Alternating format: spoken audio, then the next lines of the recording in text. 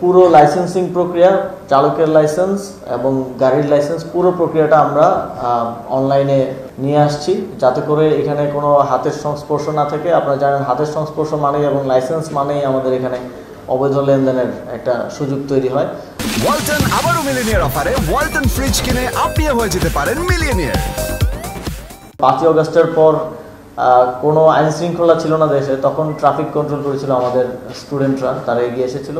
তাদের মধ্যে ওই সচেতনতাটা, ওই স্পৃহাটা আছে। সেই জায়গা থেকে আমরা অবশ্যই স্বরাষ্ট্র মন্ত্রণালয়ের সহযোগিতায় প্রায় 1000 পুলিশের সহকারী হিসেবে ট্রাফিকে স্টুডেন্টরা এখন কাজ করছেন। একটা নির্দিষ্ট কর্মঘণ্টার বিনিময়ে একটা নির্দিষ্ট অনারিয়াম তারা পাচ্ছেন, এবং সেখান থেকেই ইন্সপায়ার্ড হয়ে আমরা আরও বিভিন্ন জায়গায় এটাকে এই ইয়েটা বাস্তবায়ন করতে চাই। সেই জায়গা থেকে আজকেও যারা মাস্টার ট্রেনার হিসেবে ট্রেনিং নেবেন, সেখানে একটা বড় অংশ স্টুডেন্টরা আছেন, এবং এখানে পুলিশের সদস্যরাও ট্রেনিং নেবেন, এবং তারা পরবর্তীতে আমাদের রিক্সা চালকদেরকে ট্রেন করবেন এবং লাইসেন্স প্রাপ্তির জন্য তাদেরকে প্রস্তুত করবেন। এবং আমরা এই যে স্টুডেন্টদের পার্ট টাইমার হিসেবে বিভিন্ন কাজে অংশগ্রহণ, এতে সরকারেরও একটা দেখা যায় যেখানে আমাদের ফুল টাইমের প্রয়োজন নেই, সেখানে আমরা একজন ফুল টাইমার নিচ্ছি, নিয়ে তাকে অতিরিক্ত বেতন ভাতা সব কিছু দিচ্ছি। সেখানে আমরা একজন পার্ট টাইমার নিলে সরকারের বিভিন্ন কাজে আমরা দেখতে পেয়েছি যে আমাদের ব্যয়টা কমে আসবে, এবং এটা আমরা আরও বিভিন্ন জায়গায় কীভাবে বাস্তবায়ন করা যায় সেটা নিয়ে কাজ করছি। সেটা সামনে আরও কয়েকটা সেক্টরে আমরা এটা ইন্ট্রোডিউস করব। ইতিমধ্যেই অনেক আগ্রহ আমরা পাচ্ছি।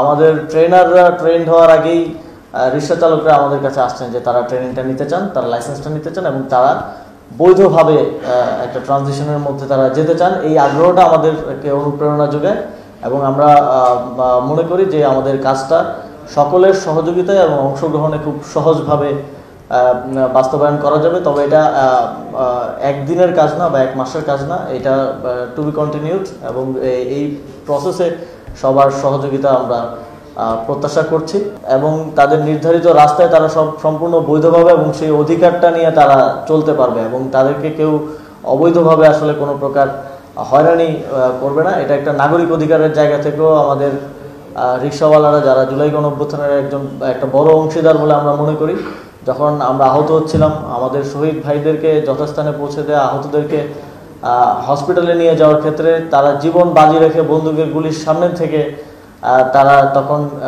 অংশগ্রহণ করেছেন। তাদেরকে একটা ট্রিবিউট হিসেবে, তাদেরকে এই যে অবৈধ বলে তাদেরকে ডিহিউম্যানাইজেশনের যে একটা জায়গায় তারা ছিলেন, সেই জায়গা থেকে একটা ট্রানজিশনের মাধ্যমে নাগরিক অধিকার এবং বৈধভাবে তাদের যেই রুটি আয় করার যেই সুযোগ, সেটা আমরা করে দিতে চাই। খবরের কাগজ, নিখাদ, নির্ভীক, নিরপেক্ষ।